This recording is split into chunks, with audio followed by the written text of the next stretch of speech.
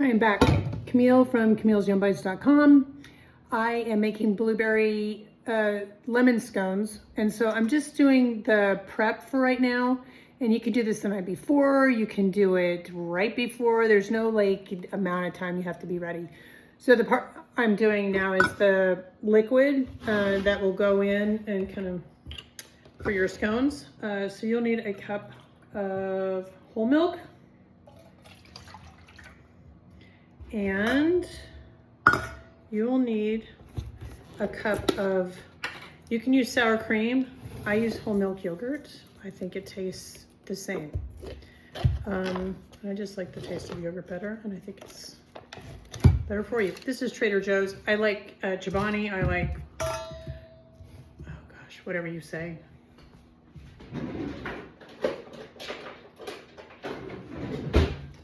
Bobby Flay, does he say Faye? Anyway, F-A-G-E. So you get your little mini spatula. Put a cup in there. And fill that up.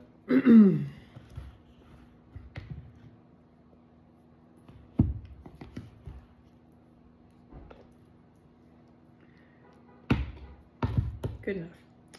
Okay, you plop it in there. Then you get your whisk, and you just whisk it until it's mixed together.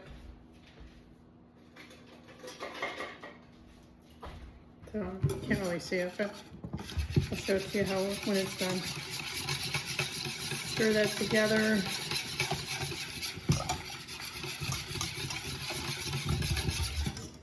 See? You'll be able to tell just when the milk and the yogurt's mixed together, you're all good. All right, next is, oh, here's the other thing, and I'll just say it now. When you're making blueberry scones, there's a couple options. You can do fresh blueberries in the pint or in, a larger container, and you freeze them.